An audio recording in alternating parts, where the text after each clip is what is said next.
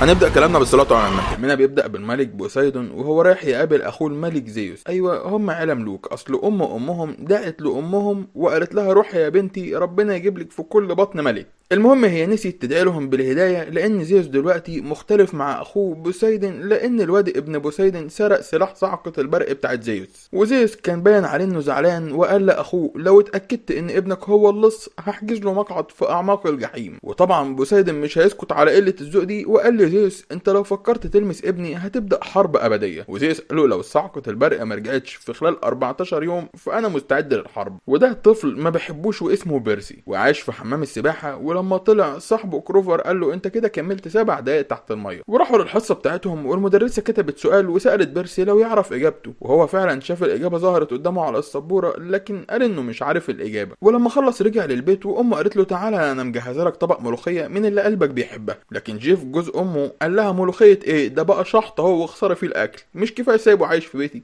وبيرسي راح للمتحف علشان يتفرج على شوية تحف، والمرشد بتاع الطلاب اسمه برنر وقال للطلاب ان دي تماثيل لملوك خالدين وبيتجوزوا من البشر وبيخلفوا منهم اطفال نصهم خالدين ونصهم بشري. والمدرسة بتاعت بيرسي خدته علشان تكلمه على انفراد، واول ما بقوا لوحدهم لقاها واقفة في مكان عالي وتحولت لوحش غريب وطلب منه يسلمه صاعقة البرق. وبيرسي كان خايف لحد ما كروفر وبرنر دخلوا والوحش خاف منهم وهرب. وبرنر قال لكروفر لازم ناخده بسرعة للمخيم، وكمان سلم لبيرسي سلاح على شكل قلم بس قاله ده سلاح قوي جدا وما تستخدموش الا في الضروره. وكروفر خد بيرسي البيت عند امه، وبيرسي لقى جيف بيهين امه بكل اشكال الاهانه فتعصب عليه، وكروفر ضربه وريحنا منه وهو راجل مخنزر اصلا ويستاهل. المهم انهم خدوا ام بيرسي معاهم وهربوا كلهم، وهم في الطريق ام بيرسي قالت له انت في خطر ولازم تروح المخيم، فما كانش فاهم حاجه فقالت له ابوك كان بطل خارق وانت مميز ولازم نحميه. بس وهم ماشيين كان في كائن بيراقبهم وفجاه رمى قدامهم بقره اتسببت في ان العربيه اتقلبت. وبيرسي لما بص لكروفر لقاه ماشي برجل معزه وخرجهم من العربيه، وكلهم لقوا الكائن المرعب رايح في اتجاههم وكان منظره فعلا مرعب.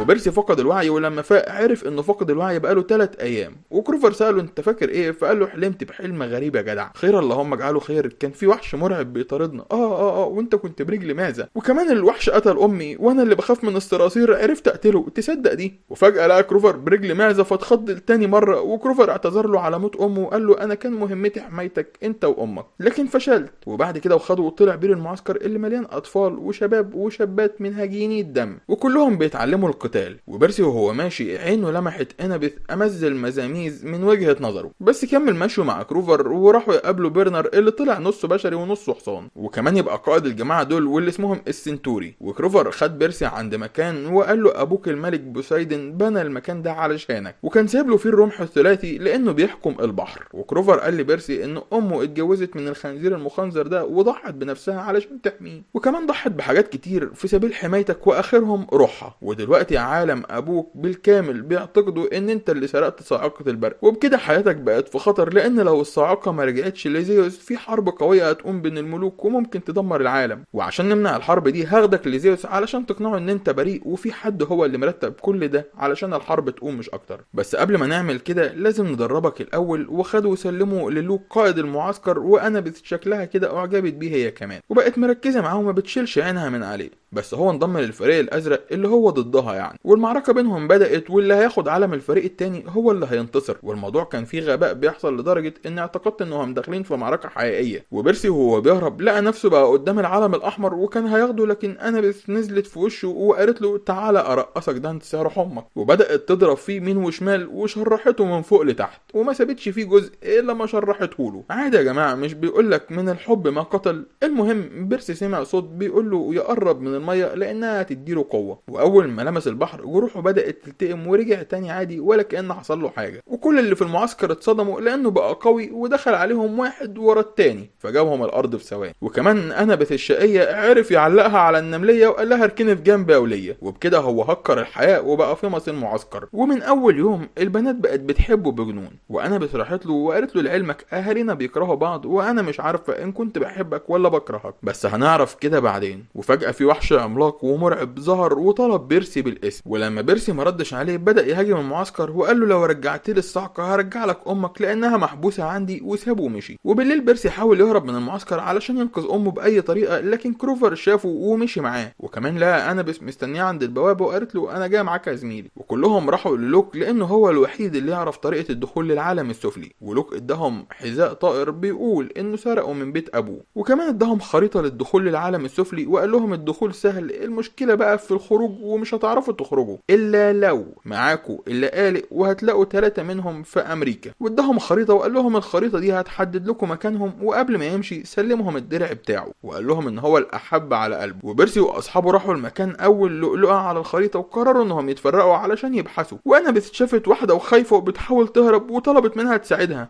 وكروفر شاف صنم على شكل عمه وعرف انه يبقى عمه اللي مات بسبب عيون ميدوسا، فراح بسرعة علشان يحذر الباقيين انهم فاعلين ميدوسا. وانابيس وهي بتهرب مع الست لقت ميدوسا في وشها فخافت، وهما الاتنين قفلوا عينهم، لكن الفضول وحش والست قررت تشوف عين ميدوسا فتحولت لحجارة، وكانت لسه عاوزة تحول انابيس لكن بيرسي شغلها وخلاها تطارده وعرفت تمسكه وبدأت تلعب في عقله علشان يفتح عينه وتحوله لحجارة، وهو فعلا ما قدرش يسيطر وكان خلاص هيفتح عينه، لكن انابيس وصلت في وقتها وطيرتها. وبيرسي استغل الفرصة وظهر من وراها وطير لها راسها خالص. وانابيس قالت لهم هناخد راسها معانا علشان بتشتغل برضو سواء عايشة او ميتة، والراس البيضاء هتنفعنا في الاوقات السوداء. وبعد ما خدوا الراس لقوها كانت لابسة في ايدها اول لؤلؤة، فخدوها وراحوا الفندق علشان يرتاحوا. فشافوا في التلفزيون الاخبار كلها بتتكلم عن اختفاء بيرسي وامه سالي، وكمان جيف جوز ام بيرسي اتهم بيرسي ان هو متعاطي للمخدرات وعصير التفاح، زي ما سمعتوا كده بيتعاطى عصير تفاح، وكمان قال انه من 5 ايام حاول يقتله هو وامه وضربوا على راسه ففقد الوعي. ولما فاق لقى سالي اختفت، وهو كده بيتهم بيرسي ان هو اللي خطف امه. وكروفر لما حب ينام مسك راس ميدوسا في ايده وقال لها انا مش هنام والبت دي بتبصلي، بس في واحده من العاملين شافته وده كان منظرها، وطبعا ده حقها يعني. وكلهم قرروا انهم لازم يتحركوا بسرعه قبل ما الشرطه توصل. وتاني يوم كانوا وصلوا للمكان اللي فيه اللؤلؤه التانيه ولقوها في التاج اللي على راس الملكه اثينا ام انابيس، وعلشان كده قرروا انهم هيسرقوا اللؤلؤه دي لما المكان يقفل. وبالليل دخلوا للمكان ولقوه مليان عمال نظافه، وانابيس استخدمت رمحها وبدات تخدرهم واحد ورا التاني. وبيرسي لبس حذاء الطائر وطار بيه علشان يوصل للتاج وعرف ياخد منه اللؤلؤه التانيه، بس فجاه لقوا الجماعه اللي كانوا خدروهم قاموا وكلهم اتكلموا بصوت واحد عشان يسالوا بيرسي فين الصاعقه، فعرفوا ان زيوس مسيطر عليهم وكلهم اتحدوا علشان يتحولوا لوحش الهايدرا.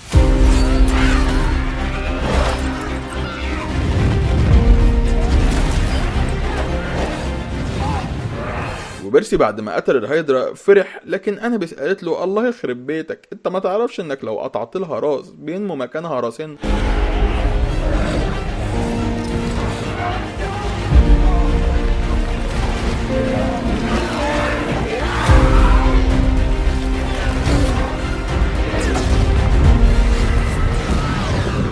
وبكده المتحف قفل وهو فيه تمثال واحد، ودلوقتي بقى فيه تمثال تاني شكله جامد جدا بصراحة. وبعد ما خدوا اللؤلؤة التانية اتحركوا بقى علشان يروحوا للتالتة اللي كانت في فيجاس، وبالتحديد في اكبر نادي ليلي هناك. ولما دخلوا لقوا الناديلات بتقدم لهم زهرة اللوتس كنظام ترحيب ومجانية علشان اي حد يوافق ياكلها. وبعد ما كلوها بدأوا يهيبروا والضحكة ما فرقتش بقهم، وكل ده كوم، وضحكة كروفر كانت كوم تاني. المهم ان النوادي الليلية دي بتجر رجل الزبون بالزهرة دي لانها اشبه بمخدر، وهما فعلا خربوا الدنيا ونسيوا مهمتهم لدرجة ان كروفر سابهم يحطوا مونيكير على رجل المعزة بتاعته. وطبعا كل ما يفوقوا بيلاقوا اللي بيديهم من الزهرة دي تاني، لحد ما بيرسي سمع صوت ابوه بيقول له ما تاكلش منها تاني لانك هتفضل سجين في المكان ده للابد. ففاق وبدا يبحث عن الزهرة.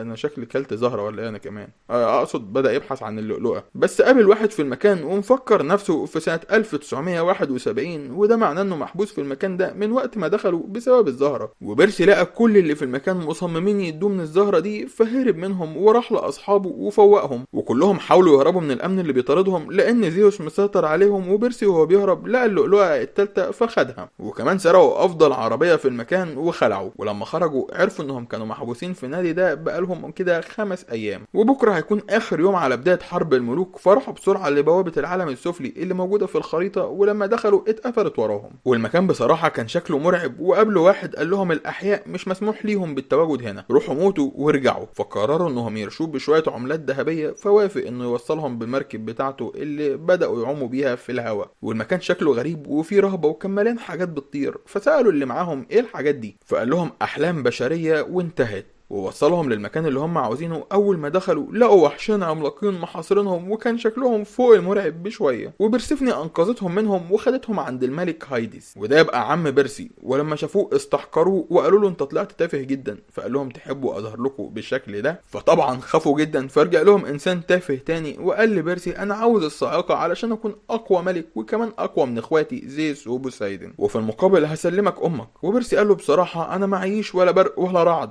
وجاي طبعا في كرم اخلاقك يا عمي علشان تديني امي. وهيدس اتعصب وجاب امه قدامه وقال له مش هتاخدها الا لو ادتني الصاعقه. وبيرسي اول ما شاف امه رمى درعه اللي خده من لوك وراح بسرعه لامه، والصاعقه ظهرت في الدرع وهيدس شافها وراح خدها، وكان عاوز يعاقب بيرسي علشان كذب عليه، فقالوا له ان الدرع بتاع لوك وان هو اللي سرق الصاعقه وعمل فيهم فخ. وهيدس ما اهتمش بكلامهم وحب يرميهم في الجحيم، وبكده بقى من قدامهم حيوانات مرعبه وفوق المرعبه بشويه وفي ظهرهم الجحيم. وهيدس لانه انسان تافه البت دي عرفت تغفله وسرقت منه الصاعقه وضربته بيها، وكمان انقذت الجماعه اللي كانوا خلاص هينتهوا دول. وبيرسي سالها عملت كده ليه؟ فقالت له لاني مش طايقاه، ولو كنت سبته عمل اللي نفسه فيه فبكده كنت هضطر اعيش معاه هنا اسيره للابد. وسلمتهم الصاعقه وقالت لهم يهربوا، لكن ما كانش معاهم غير 3 لقالق، وبكده في واحد فيهم مش هيقدر يطلع. وكروفر قال لهم انه مستعد يعيش هنا، لكن بيرسي قال له انا هرجع لك تاني وهاخدك. وكلهم داسوا على اللقالق وطاروا بره الجحيم وراحوا عند مدخل اولمبس، لكن قبل ما يدخلوا لقوا لوك وراهم وقال لهم ما كانش المفروض تعيشوا لحد دلوقتي، وقال لهم انا اللي سرقت الصاعقه وكنت متعمد اديها لهايدس لاني عاوز ادمر اولمبس. وفجاه هجم على بيرسي وسرق منه الصاعقه وبدا يهاجمهم بيها، وكل هدفه انه يعطلهم لحد ما الحرب تبدا. وبيرسي لبس حذاءه الطائر وراح وراه ودخل معاه في معركه، وكانت معركه صعبه شويه لكن عرف يتغلب عليه وخد منه الصاعقه تاني، لكن ملحقش يرجع لمدخل اولمبس لان لوك قطع له اجنحه الحذاء بتاعه، فوقع على مبنى عالي والصاعقه رجعت تاني للوك. وبيرسي قرر انه يستخدم قوه الميه علشان يوقفه، وفعلا سحب ميه كتير من الخزانات وهاجم لوك بيها وعرف يتغلب عليه، وكمان صنع رمح مائي وضرب بيه لوك فرماه في البحر وخد منه الصاعقه تاني، وكمان خد منه حذاءه الطائر ورجع بيهم لاولمبس. ولما وصل لقى زيوس بيحضر نفسه للمعركه لان الوقت المتفق عليه كان خلاص فات، وبيرسي وصل لهم متاخر وهو مع الصاعقه وسلمها تاني لزيوس، وقال له لوك هو اللي سرق الصاعقه مش انا، وكان هدفه انكم تدمروا نفسكم. وزيوس فرح بسلاحه وقال اذا فليعم السلام. وانابيس شافت امها لاول مره، وبيرسي طلب من زيوس انه يرجع له كروفر اللي محبوس في العالم السفلي، ولان الملوك محرم عليهم التواصل مع ابنائهم بوسايدن اترجى اخوه زيوس انه يسمح له يتكلم مع بيرسي، وزيوس وافق بس لمره واحده. وبوسايدن قال لابنه اتمنى تسامحني، لكن بيرسي سابه ومشي. وبوسايدن راح وراه وترجاه يسامحه لانه لما ما شافوش كان مجبر على كده، ولان ده قانون الملوك، وقال له مع كده كنت دايما براقبك علشان تكون في امان. وبيرسي سامحه وسابه ومشي علشان يرجع للمعسكر بتاعه تاني، وطلب من امه انها تنفصل عن البتاع اللي كانت متجوزاه، فوعدته بكده وودعها ودخل المعسكر. وهناك قابل صاحبه كروفر اللي بدأ يكبر ويطلع له قرنين، وكان فرحان بيهم جدا. يعني يا ابني دول عيب عندنا الله يخرب بيتك مش يتفرح بيهم. وبيرسي رجع تاني شاف انابيس وهي بتاكل في العيال المهجنه، فرح وقال لها جرى يا بت انت محدش همك؟ فقالت له تعالى ده انت حبيبي. وبيبدأ بمجموعه اطفال هجينه الدم وهم بيحاولوا يهربوا من كائنات عملاقه بتحاول تقتلهم، والاطفال ما كانوش عارفين يهربوا، لحد ما في بنت واسمها تاليا قررت تضحي بنفسها علشان تعطل الوحوش اللي اول ما شافوها رموها بعيد، فنزلت في الارض ميته وفي مكان جسمها في شجره كبرت وطلع منها طاقه قويه، والطاقه دي عملت درع على مخيم الاطفال هاجيني الدم علشان يحميهم من الوحوش اللي عاوزه تقتلهم. والاطفال اللي تاليا انقذتهم هم جروفر ولوك وانابيث. نسيبهم بقى ونروح للمستقبل لما الاطفال دول كبروا، وطبعا بيرسي انضم ليهم برضه، واللي شاف الجزء الاول هيعرف بيرسي انضم ليهم ازاي. المهم وهو انه بقى فيمس المعسكر، لكن للاسف الحال ما دامش على كده لانه جاله بنت اسمها كلير، ودي تبقى اصعب منافس ليه، وكانت بتكسبه في كل المسابقات اللي المعسكر بيعملها. وحتى لما كان هيكسب في مسابقه لقى واحد محتاج مساعده فنزل وانقذه وهو اللي خسر. ولما خسر لقى البروفيسور دي بيقول له انا محتاجك في مهمه خطيره جدا وما ينفعش اي حد يعملها. ولما بيرسي بدا ينتبه معاه لقى البروفيسور بيسلمه الشوكه اللي هينظف بيها وقال له يلا وحش ورينا همتك. ولما خلص مهمته القوميه لقى البروفيسور دي بيستدعيه تاني وقال له احنا اكتشفنا دلوقتي انك مش الابن الوحيد لبوسايدن، لان في شخص تاني ظهر والشخص ده مش بشري شبهك، لانه يبقى ابن حورية بحر. وطبعا بيرسي اول ما شافه اتصدم، لكن خلاص كده لبس، وبما انه اخوه فبقى هيمشي جنبه في كل مكان. وطبعا كل اللي في المعسكر كانوا مستغربينه، غير ان كلير لقت فرصتها علشان تتنمر عليهم، وبالاخص تتنمر على بيرسي، وقالت له ايه بوسايدن شكله كده قرف منك وقرر انه يجيب ابن تاني علشان هو اللي يمثله. وفجأة حسوا بهزة ارضية، فعرفوا ان في حد بيحاول يخترق جدار الحماية، والكل راح يشوف اللي بيحصل الا كريس رفض يتحرك معاهم. ولما وصلوا عند الحاجز لقوا ان اللي دمره ثور عملاق ومرعب وشكله مش ناوي على خير.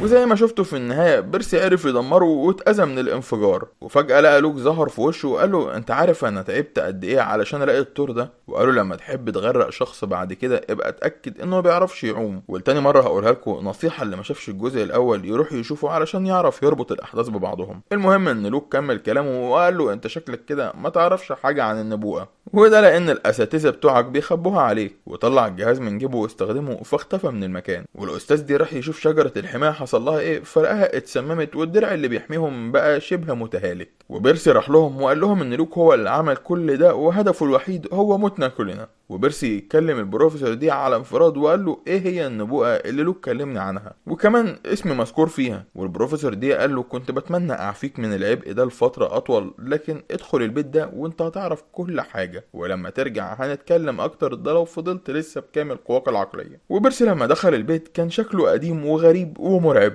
ولقى في جثة بدأت تتحرك وشكلها مرعب، وقالت له انا روح ديلفي، قرب مني واسألني عن اي معلومة انت عاوزها. وبيرسي سألها ايه النبوءة اللي انا موجود فيها، فقالت له تعالى نعرف الماضي الاول قبل ملايين السنين وقبل وجود الملوك واي قوة في الكون. كان في العمالقة هم اللي عايشين في الارض تحت قيادة كرونوس اشر اشرار الارض، لدرجة انه كان اطفاله، لكن في 3 منهم هربوا وهم زيوس وجادس وبوسايدن، وعرفوا يحاربوا كرونوس وقتلوه ودفنوا اللي اتبقى منه في مكان مستحيل حد يوصله. لكن النبوة بتقول ان كرونوس هيرجع تاني علشان ينتقم من ابنائه اللي خانوه ويدمر العالم معاهم، وفي طفل واحد بس من ابناء ال3 ملوك دول هو اللي هيقدر يقتله، وبكده هيكون في عليه مسؤولية كبيرة. وقالت له كل ده هيبدأ لما 2 من ابناء الملوك هيتقتلوا على فروة ذهبية. وبيرسي عرف انها تقصده هو ولوك، وقالت له الشخص اللي هينقذنا ده هيكون وقت هلاكه هو كمان، لان ده السبيل الوحيد. وبيرسي نزل وسأل البروفيسور دي مفيش اي احتمال ان الشخص اللي هيضحي بنفسه ده يكون اي حد غيري، فقالوا للأسف لا، لان انت اكبر شخص في كل ابناء الملوك. وفي نفس الوقت انا بس راحت لمدير المعسكر وقالت له انهم محتاجين يوصلوا للفروة الذهبية علشان يقدروا يعالجوا بيها الشجر التالية اللي ضحت بنفسها علشانهم، وكمان علشان يفعلوا درع الحماية. والمدير حذرها لان كل ابناء الملوك اللي حاولوا يوصلوا للفروة دي ماتوا، لكن انا بس كانت مصممة، فقال لها براحتك، وقال لهم على مكانها وانها موجودة مع وحش البحر اللي هو البشر بيقولوا عليه مثلث برمودا. وقال لها بس مش انت اللي هتروح الرحلة دي، وجمع كل الطلاب وكلف كلير والمساعد بتاعها انهم يتحركوا علشان يوصلوا للفروة الذهبية. وكلير فرحت جدا وقالت لبيرسي اركن في جنب ياض لان كعبي عالي عليك، واتحركت. وتاني يوم بيرسي خد انابس وراح لجروفر وقال له يلا علشان نروح وراهم، لاننا لازم احنا اللي نحاول نجيب الفروه الذهبيه معاهم، لان النبوءه بتقول ان لازم انا اللي اوصل للفروه الذهبيه. ولما حبوا يتسللوا بره المعسكر لقوا اخو بيرسي رايح وراهم وترجاهم ياخدوه معاهم، وقال لهم انه يعرف البحر اكتر منهم بمراحل، فوافقوا ياخدوه معاهم. وانا بس بخت في وشه حاجه غريبه كده، فحولته لانسان طبيعي بعينين زيهم، واديته البتاع الغريب ده علشان كل ما عينه ترجع تاني يرش منه، اللي هو علشان يفضل طبيعي زيهم على طول يعني. وبعد كده استدعت عربية أجرة سحرية، والسواق بتاعها كان 3 نسوان شكلهم ميتين من أيام الفراعنة، وكمان ما عندهمش عينين بس شغالين حلو. وكمان اتكلموا عن النبوءة، وبيرسي سألهم تعرفوا ايه عنها، فقالوا له مجموعة أرقام، وقالوا له هتعرف أهميتهم في وقتهم، ووصلوهم لرحلتهم بأمان وسلامة بس بعد عناء يعني. لكن وهم ماشيين في الشارع فجأة طلع عليهم 3 أشخاص، ومنهم كريس اللي كان في المعسكر وما اتحركش مع الطلاب وقت الهجوم. المهم انهم خطفوا جروفر واستخدموا نفس الجهاز اللي كان مع لوك واختفوا. وبيرسي عرف انهم اكيد بقوا تابعين للوك، فراح لابو لوك اللي هو ملك من الملوك برضه بس متخفف وظيفة ساعي بريد. ولما طلبوا منه يساعدهم خدهم للعالم بتاعه وهو توصيل رسائل العوالم، واداهم بخاخ المفروض انه سلاح قوي جدا، وكمان اداهم شريط لاصق وقال لهم ده بيخفي اي حاجة هتلفوها بيه. وبعد كده سأل التعابين اللي في عصايته السحرية عن مكان ابنه لوك، فقالوا له على مكانه، وبيرسي اتحرك بسرعة للمكان. وفعلا شافوا هو في يخت في البحر بس ما كانوش عارفين يوصلوا له ازاي. وتايسون طلب من ابوه انه يساعدهم، وابوه استجاب لطلبهم عن طريق انه بعت لهم كائن بحري غريب، لكن لما طلع من البحر اتضح انه حصان بحري شكله جامد جدا، وخدهم على ظهره واتحرك بيهم بسرعة كبيرة لحد ما وصلوا بيه لليخت. وقبل ما يسيبهم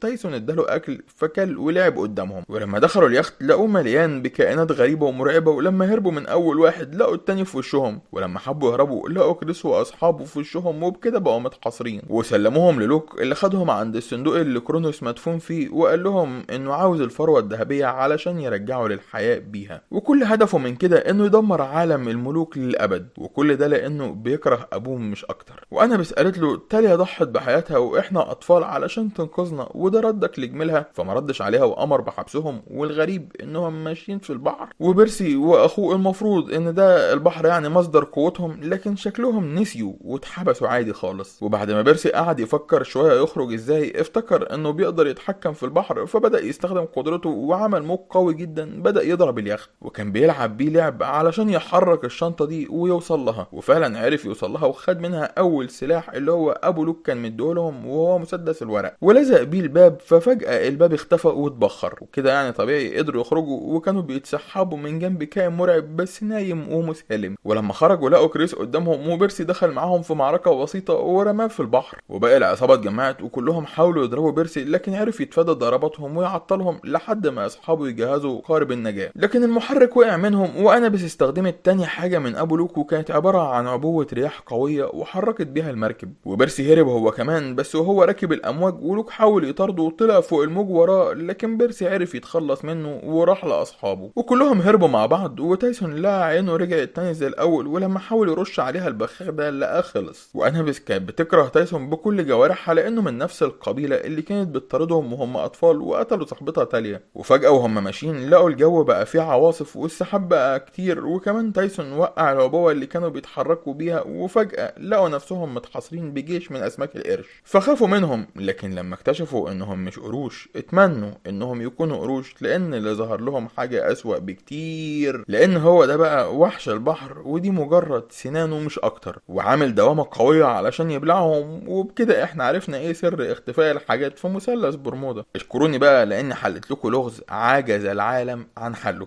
اشكروني، يلا اشكروني. طب تعالوا اقول لكم بقى اللي بيختفي بيروح فين. لان بيرسي واصحابه لما اتبلعوا لقوا نفسهم في معده الوحش. ايه رايكم في الاكتشاف العظيم ده؟ اكيد ما كانش حد متوقع الاكتشاف اللي انا قلته لكم ده. المهم انهم لقوا بطنه مليانه حطام سفن وطيارات، وكمان لقوا كلير صاحبتهم اللي المفروض كانت مسؤولة عن الرحلة، وكانت معاها مركب والطاقم بتاعها من الزومبي، وكانوا بيحاولوا يهربوا لان المعدة بتدخلهم للمطحنة، وكده كلهم هيطحنوا. وبيرسي جاله فكرة علشان يهربوا، وبدأ يضرب طلقات كتير على المعدة لحد ما عمل فيها فتحة وعرفوا يخرجوا من بطن الوحش، وبدأوا يعوموا بالمركب في البحر كأنه غواصة لحد ما طلع على سطح البحر. لا سحر ولا شعوذة، وبيرسي قدر يقرأ خطوط البحر اللي اترسمت قدامه، وكان فيها نفس الأرقام اللي الأموات اللي في التاكسي قالوا له عليها، وكانت عبارة عن احداثيات. والمجانين دول عرفوا ان بيرسي فهم الارقام وفرحوا، وبيرسي اتحرك في اتجاه الاحداثيات دي، فلقوا قدامهم جزيره كامله عباره عن ملاهي. ولما دخلوها سمعوا صوت عالي جدا فراحوا وراه، وكان جاي من قطر الموت. ولما وصلوا لقوا جروفر صاحبهم وهو لابس لبس عروسه لعبه، ضحى بنفسه علشان يسعد العملاق. والعملاق كان ماسك الفروه الذهبيه في ايده كانها حاجه تافهه والعالم كله يعني ما بيبحثش عنها. ومن الواضح ان العملاق كان جعان، لكن رافض ياكل جروفر لانه متنكر في شكل واحد بعين واحده وعامل نفسه من نفس قبيله العملاق يعني. وجروفر شاف بيرسي فرح له، وكلير لما شافته اتنمرت عليه وصورته علشان تفضحه. وكروفر حاول يشغل العملاق، وكلير وبيرسي حاولوا يسرقوا الفروه لكن شافهم. وتايسون حاول يشغله لحد ما بيرسي سرق الفروة، لكن العملاق اتعامل مع الاتنين وكان هيقتل بيرسي، لكن رمى الفروة لأنابيس بسرعة. والعملاق فضل يطاردهم لحد ما الفروة وصلت لكلير وكان بصلها خلاص وهيحولها لوجبة، لكن كلهم قدروا يهربوا منه. وهو طبعا حاول يطاردهم بس هربوا منه قفلوا عليه، لكن برضه ما لحقوش يفرحوا لأنهم اتصدموا بلوك واقف فوقهم وهو وأتباعه. وكان هيقتل بيرسي بس تايسون نط قدامه خد السهم بداله ووقع من مكان عالي في البحر اللي تحته. وبيرسي اتصدم على اخوه لكن ما قدرش يعمل حاجه. ولوك ربطهم جنب بعض وبقى معاه الفروه وراح لرفات كرونوس وقال له ابنائك خانوك وانا هساعدك علشان ترجع وتحقق انتقامك منهم. وحط الفروه فوقه فبدا يعمل طاقه قويه علشان يرجع تاني للحياه. وبيرسي عرف يفك نفسه والسيف بتاعه بدا يعمل ضوء قوي، وكلهم دخلوا في معركه مع اتباع لوك. وبيرسي حاول يشيل الفروه من على التابوت، لكن لوك دخل معاه في معركة ومنعه وكان هيقتله، لكن تايسون رجع لانه استمد قوته من المية وانقذ اخوه. بس للأسف كان متأخر لان كرونوس بدأ يتكون من تاني وكان مرعب جدا وعملاق فوق الوصف. ولما تكوينه كمل لوك حاول يتقرب منه علشان يبقى الخادمة الجميلة بتاعته، وكرونوس قال له تعالى ده انت المفضل عندي، وخده وبلعه. زعلان ليه؟ هو الكائن ده بيحب كده، اللي بيحبه بيشيله جوه قلبه. والكل خاف وحاول يهرب الا بيرسي رجع تاني علشان يحاول يخلص عليه وهو لسه ضعيف. ولما ضربه بالسيف لقى نفسه بيأثر فيه، وكرونوس اتعرف على السيف لانه هو ده السيف.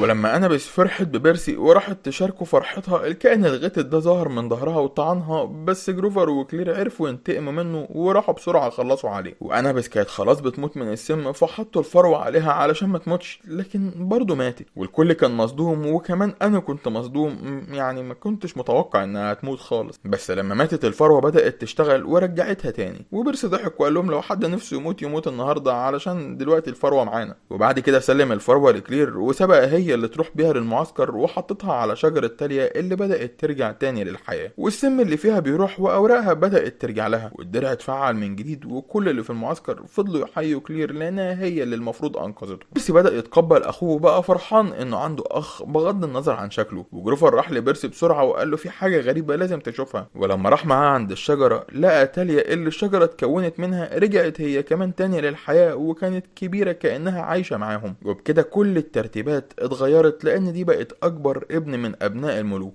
وبكده المفروض ان النبوءة تخصها هي. وكمان كرونوس طلع لسه ماتش لان تقريبا برضو لازم تالية هي اللي تقتله.